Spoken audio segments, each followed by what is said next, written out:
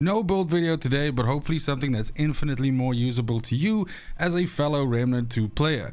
We all know that this game has a ton of amulets, rings, weapons, mods, mutators and everything in it, and sometimes it's not exactly clear exactly what you've collected already and where you should be looking for the stuff that you're missing.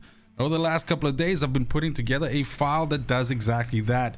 Lists every single one of the pieces of gear, items, whatever you're looking for in the game, and then gives you tips and tricks as to where you should be looking for these or what you should be doing to unlock them. My hopes for this file is that it becomes a great source of information for whichever items and whatever is available in the game, as well as giving you a way to track your progress as to what you've unlocked and what you should still be hunting for. And in the description of this video you will find version 1 of this file, but let's go ahead and take a look at it and I can explain some of the nuance behind it and exactly what the information that you are being presented with means to you.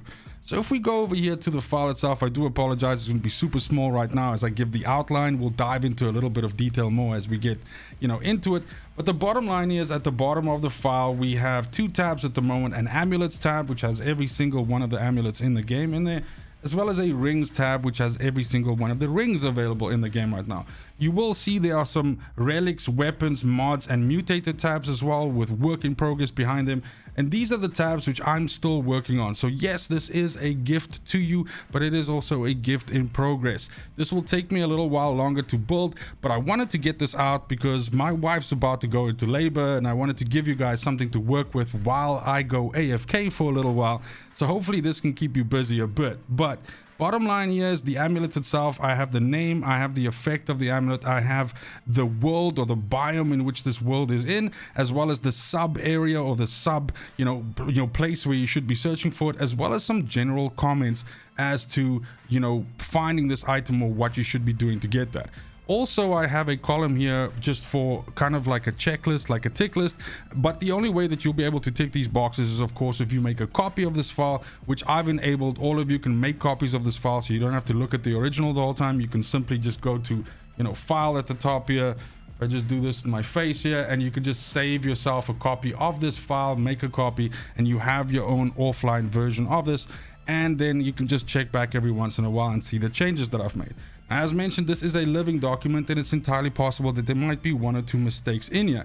I fully invite you in the comment section to let me know if there's an item I've missed or something that I need to attach on here, or a correction that must be made. Of course, that's entirely possible. I've been working on this for the last couple of days, but mistakes do creep in. But let me zoom in a little bit, because what I want to do is I also just want to show off a little bit exactly what we're dealing with here. So in the case of like something like the abrasive whetstone, which I think a lot of people are aware of, then I mentioned the effect that this item is. This is of course an amulet. It is available in ward 13, and the area is also ward 13 since there's only one. And then I do mention here that this is purchasable from Cass, and she has a rotating inventory, so she doesn't always have this item available, and you can find this by joining other people's games, or essentially just coming back at a later stage. Now there are some other sort of like generic explanations that I've also given, which I do also just want to cover, and that's when I mention fixed location loot here. I will often mention the area, and what I mean by fixed location loot is that somewhere inside that area you should be able to find this. Also, what I mean by this is that there are a ton of channels out there that are producing content showing you exactly where to loot certain items. So when you see me mention fixed location loot here, it gives you an idea of, okay, this thing spawns somewhere in the world, nothing weird or random has to happen, I just have to have the right area and then I can find it. Also at the same time, you can very easily just take the item and Google it in YouTube, and you're gonna find a huge amount of great content creators out there already who have made exact walk this way, check behind this door kind of content.